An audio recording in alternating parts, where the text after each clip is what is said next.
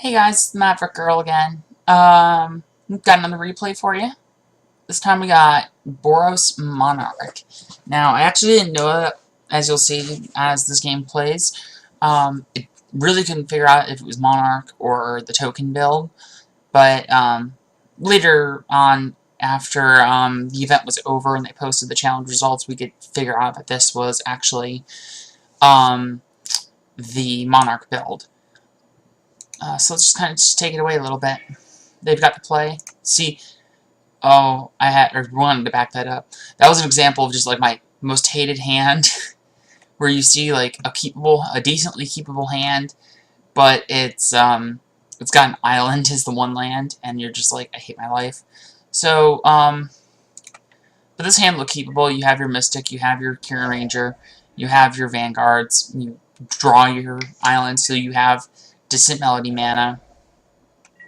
And obviously you can tell that it's Boros of some kind.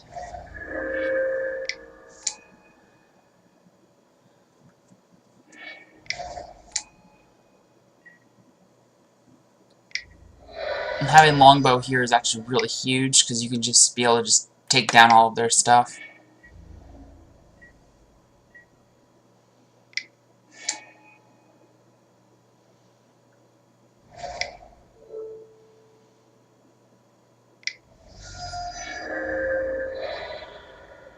And they just scooped it up, just because Longbow was just going to get there so quick, so hard. So, game one, over pretty quick, pretty easy.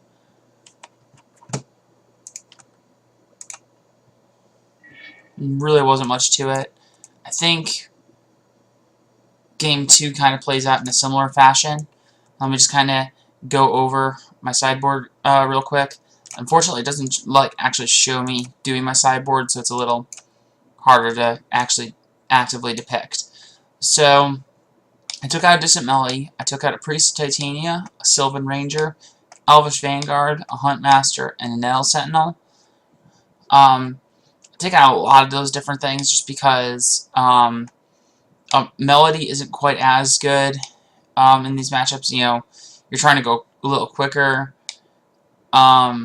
And they also bring in Pyroblast, so it's a little trickier to deal with sometimes. Huntmaster, it's great, but again, you're trying to fit in your sideboard options. So, like, I'm bringing in 3 Spider Silk Armors and 2 Gleeful Sabotages, as well as the Mob Justice. Priest of Titania gets killed pretty quickly, pretty often, and in this matchup, it's still really, really good and desirable to have the Priest, but it's not really as essential, since you're still probably going to be able to land most of your other mana dorks. Sylvan Ranger, I like to go down into 2 of them. I can't pull it up for some reason.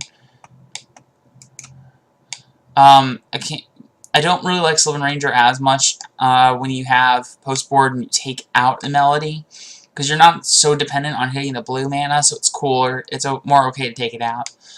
And then just cutting 1 Vanguard brings me down to 3. It's kind of fine. Same with Nail Sentinel. It's a little closer to like my normal build, looks like. That I take to leagues and everything. So just kind of see what happens here. Try and get a quick pause so I can just see what this hand looks like. So this hand was really, really good. Obviously, you're starting off strong with Longbow, but you also have, basically, you have turn 1 Finehorn Elves, turn 2 Spider Silk Armor. Or in the worst case, if they bolt your Finehorn Elves, then you can cast Priest of Titania, and just hope to pretty much do the same thing. And they ended up mulling. So you look at this and they go Great Furnace, and it's probably just going to be a bolt spell, which is exactly what happened. So now you anticipate that and just play around that. Try and grab some lands.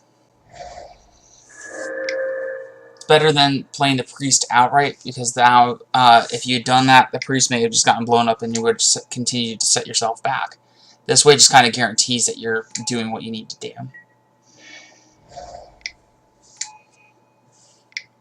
By playing Birch Lore Rangers, you're effectively still doing the same thing, but you're getting a much wider board down.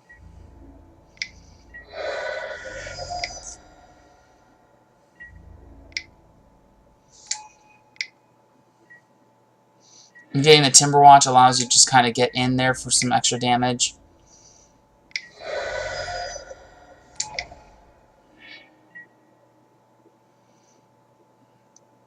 And what I basically did there at the end of that turn was I untapped my Timberwatch Elf just as a bolt prevention measure.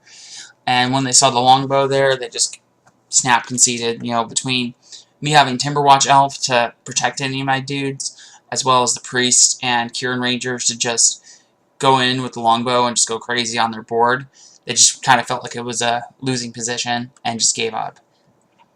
Now, in hindsight, one of the things that I realized that I probably should have done is I probably actually should have brought in the Scattershot Archers, but I think I just kind of forgot that they were in here for this matchup.